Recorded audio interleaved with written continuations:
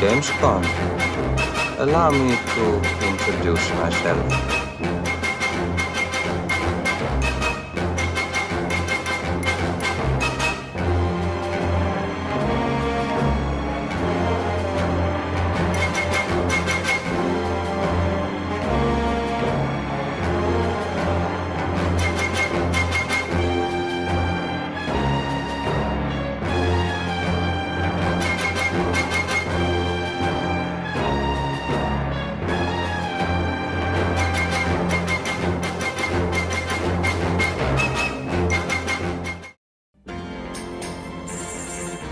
In my mind, endings are the hardest parts of a story to come up with. Of course, that's not always the case, but generally, a suitable climax that ties everything together and is a satisfying payoff is extremely tough to pull off, especially when you have so many moving pieces to a story and have been building in tension and excitement over multiple installments. Most modern film franchises like to limit their stories to a more manageable 3 to 4 film arc. But in the case of an open-ended series like the Bond franchise, there was no intention of stopping in the single digits as long as there was an audience for it. You Only Live Twice was never intended to be the final Bond film, and yet I find many aspects about it that suggest it could have served as an ending for the Bond series if the producers deemed it so. James Bond dies, James Bond gets married, James Bond finally meets Ernst Stavro Blofeld, the head of Spectre, an organization that we had set up all the way back in Dr. No. The villain's scheme involves the conquest of space that will ignite a new world war. Plus, there's the sad note that Sean Connery had decided he was fed up with the character and the series, and he announced during production that this would be his last film. Last film at the time, anyways. Given how much of the popularity of the Bond character was tied to its leading man, many wondered if this would signal the demise of the films. Obviously, that was not the case, but it cannot be overstated how important Connery was to the success of the films in the minds of the public. Heck, even today, there are many fans who feel as though the series never reached the heights of the Connery era, despite several acclaimed efforts afterwards. Production of this film was a troublesome one from the start. Even during the shooting of Thunderball, Connery had been making moves to either try and get out of the series or to be allowed a bit more freedom as an actor.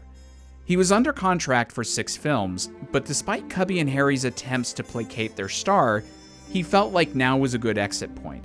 So I think the producers wanted to go all out with this one, not only to showcase the star while they still had him, but also to take advantage of the massive success that Thunderball was. An unknown power has kidnapped a space capsule from the United States while on orbit.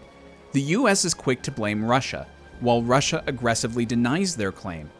The British government doesn't seem to concur with its ally, positing the idea that the kidnapping craft landed somewhere in Japan. James Bond is selected to investigate the disappearance, but due to the delicacy of the mission, Bond is seemingly killed off so that his enemies will drop their guard a bit and inadvertently allow him some breathing room to investigate. Upon his arrival in Japan, he quickly finds the claim to be correct, but that it isn't Japan that's committing the thefts. It soon becomes evident that Spectre is back, looking to start a war between the East and the West for its own purposes, and that Number 1 is personally overseeing the operation. With less than 3 weeks to work the case, Bond has to navigate the unfamiliar world of Japan in order to stop a horrifying plan with the highest of stakes. You Only Live Twice marks the beginning of the diversion from the purer adaptations to much looser works that feature aspects of the titular book. Not that the previous 4 films didn't also make large departures from the source material from time to time, but this one abandons the novel's plot about decoding machines in poison gardens in order to try and top Thunderball in scale. Instead of holding the world hostage, we now see Bond stopping a global war that even includes the arena of outer space. Honestly, the switch-up makes perfect sense to me. The book was very much a sequel to On Her Majesty's Secret Service, and had the emotional crux hinge on Bond getting revenge for Tracy's death. For the film series, we had been more or less dealing with the films as standalone outings, with small elements weaving in and out for fans. Yet there are still parts of the book that make it into the film. The characters of Tiger Tanaka, Henderson, and Kissy Suzuki, Bond's fake death, and Bond identifying as a Japanese fisherman are all present in some form. The film also doesn't focus as much on death and endings as the book does, which also was a good move, as it would have been an incredibly downbeat way to say goodbye to Connery. That said, the plot really doesn't feel that unique. It's a grander version of Dr. No's basic plot, mixed in with some elements of Thunderball. Now, I'm usually not a stickler for originality in films' plots, especially with an action series like this one. But it still seems a bit too soon for the series to start recycling ideas like this. The Fleming books all had different kinds of stories for the longest time, and given that the next film features one of the more unique plots in the series, I'm a bit surprised that the well is seeming to dry up this early. Part of this issue could be with the writer Roald Dahl. I love Dahl's original works, and he has a vivid imagination. However, Dahl admitted that he was not a fan of the original novel and was running a little low on inspiration at this time, hence going back to Dr. No. I still think he does an alright job with some of the individual lines here and there, but I have to wonder if he was the right choice to pen this adventure. Let me cite a few examples. I love the idea of Bond faking his own death so that he can operate more covertly, but I don't feel like this idea is present enough in the final film. Bond doesn't really go about his investigation that much differently to how he went about his other assignments, and Blofeld figures out pretty quickly that Bond is alive. Sure, he goes undercover as a Japanese fisherman in order to hide in plain sight, but A, this happens before Blofeld sends the two guys to the ninja school to kill him, so the disguise seems to be pointless in concealing him from Spectre's eyes, and B, who in their right mind would buy this incarnation of Bond as a Japanese fisherman? I'm also quite intrigued with the idea of Bond training to become a ninja, but other than a throwing star and some suction cups, he surprisingly demonstrates very little different about his usual skill set in the finale, so the potential is wasted to me. I get that Dahl's hands were tied by the producers on this next issue. One of their few stipulations was that the film needed to have 3 Bond women, but I would really love to hear them making that solid argument against merging Aki and Kissy into one character. Even if you had to kill off Aki for some reason in the middle of the film, maybe to raise the personal stakes for Bond, the film seems to almost forget about Aki immediately. Plus, wouldn't it have been cool for the producers to allow Bond to really be emotionally affected by that death, so that you could have retained some of the emotional stakes from the book, where Bond now has a personal reason to hate Blofeld, and the climax could feel even more layered. These, along with a few other minor inconsistencies that I'll get to a little later, demonstrate for me that the writing is a little sloppier this time around, and that's a little hard to overlook. Let's move on to the cast. This is definitely Sean Connery's worst performance as James Bond. As will become clear when we tackle Diamonds Are Forever, I'm of the opinion that in the official series, Connery is the only actor to do more than 2 films that never had a bad film. But that distinction does not extend to his performances. He seems to be sleepwalking his way through this film without injecting much of the magic he had in his previous 4 films.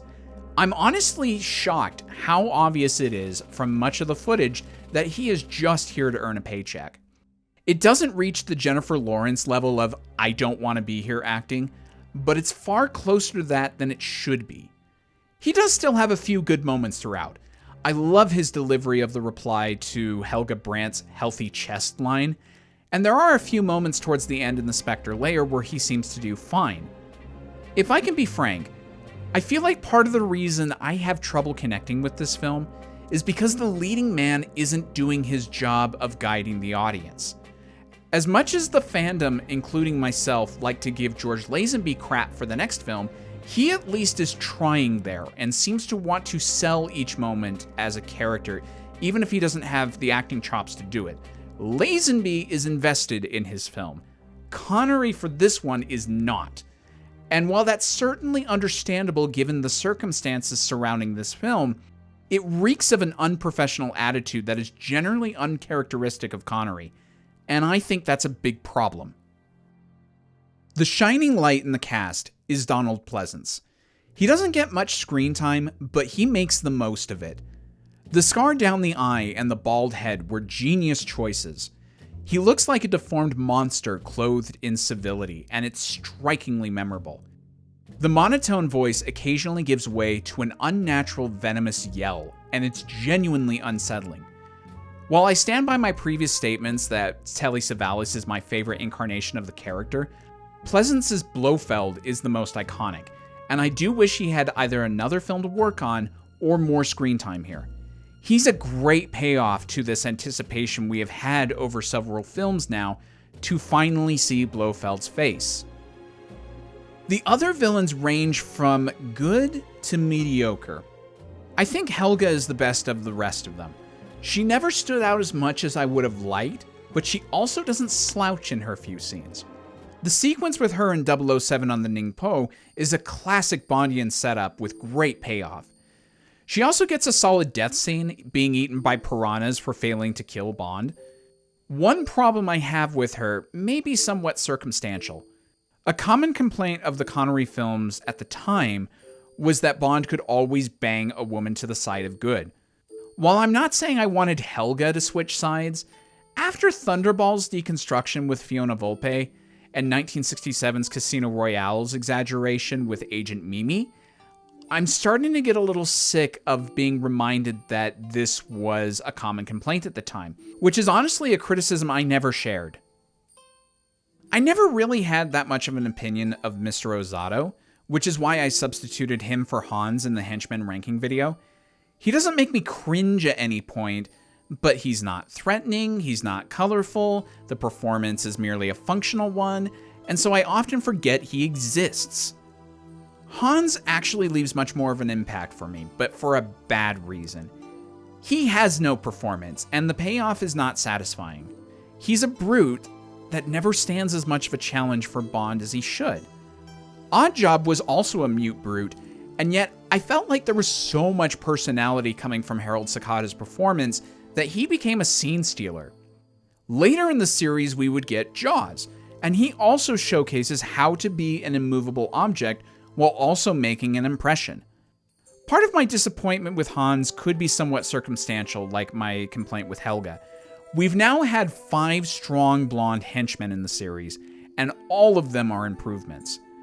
The only one we had before Hans at the time was Red Grand, which I placed at the top of my personal henchman ranking list, so you should know how I feel about the guy. Hans is a black spot for me in this villain lineup. Bond does have some solid companions to accompany him here. Tiger Tanaka is certainly one of the better Bond allies. I love that much like Karen Bay, he acts as a guide to a new culture, and the two of them have a genuine rapport. Aki is my favorite of the two good women. She's the first major Bond woman that's also a fellow agent, she's supremely competent, and shares some chemistry with Connery. I also like how mysterious she is portrayed towards the beginning. While she does seem to be an ally, there is a question about her loyalties, and I kinda dig that as a starting point for her character. Her death scene is also a favorite bit of the film for me. It's quiet and eerie with how quickly she passes. Plus, Bond gets to showcase his quiet reverence for the dead, which I feel like Connery was the best at playing that character trait. I do wonder why she and Bond are suddenly so into each other at the massage table, but I mostly let it slide because I do see why the two would be interested in each other. Unfortunately, Kissy Suzuki is a poor translation of an important Fleming character. She appears too late in the film to get that interested in her specifically, she's got an icy dynamic with Bond, and never gets a payoff moment to show how awesome she is. I get that Bond is a bit of a horn dog and that's part of the character, but I wish there was a better reason for these two to get together than Bond making out with a woman on the water is how we end these films. Mie Hama delivers an alright performance, but the weakness of her character stands out too much for me, as does the dubbing. I've now seen 5 prominent Bond women in this series dubbed by Nikki Vandersel, 3 of whom were the lead Bond women in their respective films. And while she's a very talented performer whose voice usually matches the character, I'm starting to get a little sick of all the girls sounding the same. It probably stands out more here because I feel like this voice doesn't match the character. The issue with the dubbing is probably just a me thing, though, and might not stand out as much if you watch the series out of order like I usually do. If the script and the cast don't grab me, most of the other production departments can. This is by far the best photographed of the early Bond films.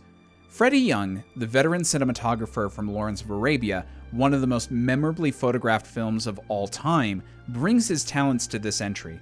While it's not near that level of quality, some of my favorite things to look at are his landscape shots, utilizing the unique topography of Japan and the sun. It's absolutely gorgeous. He also displays a great sense of where to place the camera. I don't know if this is a random thing to call out, but camera placement can sometimes be a difficult choice to make when crafting visual art, and Young shows off his mastery here. For the most part, I'm never confused as to what I'm looking at or why. The action is benefited a lot by the visuals as well. One of my favorite shots is Bond running over a rooftop at the Kobe docks with the goons chasing after him. Most films would have you down on the ground with the action with some quick cutting, but Young gives us the fight just fine while allowing us to marvel at a unique type of shot. The aerial photography was aided by Johnny Jordan, who would return for the next film as well. Jordan's skill can best be showcased during the Little Nelly sequence. At first, we're just seeing great shots of Japan's landscapes and accompanied with a fine John Barry score, and so I'm just enjoying this slower paced section. Then the action ramps up into a great aerial battle with helicopters, and I love watching most of the shots knowing that someone was up there with the real flight craft. It is breathtaking. This film has somewhat shoddy visual effects. There are some rather obvious model shots, odd opticals, and dodgy rear projection. I'm not sure what's going on here, as most of the crew was the same that had just worked on the previous film, and Thunderball had won an Oscar for its visual effects. However, the same cannot be said for Ken Adams' design work. Once again, he delivers top-notch material with one of the most impressive sets ever designed for a Bond film, the volcano layer. This thing is ridiculously huge and wonderful. With a monorail, a large open space for a ground battle, a crater door that slides open and allows for ninjas to rappel down, and a great-looking command center with a separate set that looks to be Blofeld's apartment. This is one of the best villain layers of the series, if not the best. The climax is just thrilling. Most of the film is lacking a certain lively energy for me, and man does it pick back up in the last 30 minutes. I also just love the choice to spend most of the film in one country. Japan is such a contrast to the other settings we had been doing previously, and it is no less exotic. The film spends a lot of time showcasing aspects of Japanese culture of the time, and while the wedding goes on a little long, I do enjoy other scenes like a sumo wrestling match or a ninja training school. I also think this is editor Peter Hunt's best effort in the films. Apparently, newcomer Lewis Gilbert brought in his regular editor Thelma Connell, who delivered an almost 3-hour cut of the film, but reaction was negative to it, so Hunt was brought back in. For his work here, he was finally granted permission to direct a film, and I think his work is deserving of that reward. You Only Live Twice is one of the leaner Bond films, running in at a little under 2 hours. And while some of the individual scenes overstay their welcome, the film overall never does, and I appreciate the effort. The opening act of this film has a great sense of mystery about it. The pre-title sequence is one of the few in the series not to center on a big show-stopping stunt or action set piece, but it instead establishes an atmosphere of deception and mistrust. As Bond travels to Japan, he feels like a stranger in a strange land and is wary of anyone he encounters. And it's not until he meets up with Tiger that this tension lets up. I actually wish this tone permeated a bit more of the film, and I think later entries like Live and Let Die and No Time to Die are also good examples of how to place Bond in unfamiliar settings and use that tension to drive the story. Some final disparate things I wanted to mention. John Barry uses a 4-note descending bass line that has the exact same notes as the main theme for the next film. Deco Henderson is weirdly a memorable bit part, partially because of the casting of Charles Gray, but also because of the death. He suddenly becomes quiet without any exhale of breath, and it's an effective moment. Another action scene that I love is the fight between the thug and Bond in Osato's office. There's something quite brutal about it, and I love the choreography. Little Nelly is quite possibly my favorite non-car Bond vehicle. It's deceptively inappropriate for a spy like 007, and yet she defends her honor well. I've gotten a lot of flack for not placing Nancy Sinatra's title song higher, and that flack is probably well-deserved. This is a beautiful song that makes for a lovely addition to the film, and I enjoyed it a bit more this time than I ever have. However, I still never find myself going back to it all that much, probably because the enigmatic nature of the song just doesn't compel me to come back for casual listens. It's kind of like watching a lot of the films from Francis Ford Coppola's or Stanley Kubrick's filmographies. I have to be in just the right mood for it. I feel like the best Bond songs for me have both fun and beauty at their core, and while this song has beauty in spades, I don't find it fun to listen to. And so outside of the context of this film, it's just never been one that I've gone back to that much. I'm pretty sure that's just a personal preference, so don't put too much stock into this observation if it is one of your favorites. Henderson asks Bond if he's been to Japan before, which Bond replies in the negative. Yet Bond had told Tanya back in From Russia with Love that he and M had an interesting experience in Tokyo. Where did Kissy's shirt go during the final battle? How does Bond not see this guy that knocks him out? Why isn't Bond suspicious when Helga wears a parachute and doesn't give him one? Bond pretends to be a Japanese man twice in this film. Why doesn't the driver realize he's picked up someone else? Who is the guy with the binoculars in the beginning? You Only Live Twice is a fairly impressive showcase of many of the best aspects of the James Bond series, and yet I find other parts of it to be, dare I say, a little by the numbers. I always thought this was the weakest of the first 5 films. It was always the Connery adventure I'd be least likely to want to watch from the official entries, and I could never figure out exactly why that was until I started digging into it and comparing it with the rest of the series. It's not a bad outing, far from it. It offers many things to enjoy, and in some ways is as iconic a Bond picture as you can find. Many of the production elements are amazing. Its incarnation of Blofeld was worth the 5-year wait to see. The volcano layer is a standout even for this series, and I usually have a good time while watching it. Nevertheless, there are just so many other Bond films I'd rather watch before this one. I've said it before, but Bond films are like pizza. Even when they're not the best, they're still pretty good, and this film exemplifies that for me. You Only Live Twice unfortunately didn't do as well as the past films, either critically or commercially at the time.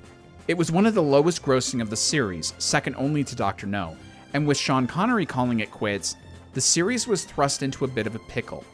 There clearly was still interest for more Bond productions, but how do you possibly follow on from one of the most popular leading men in action films and continue to take the series in a fresh direction narratively?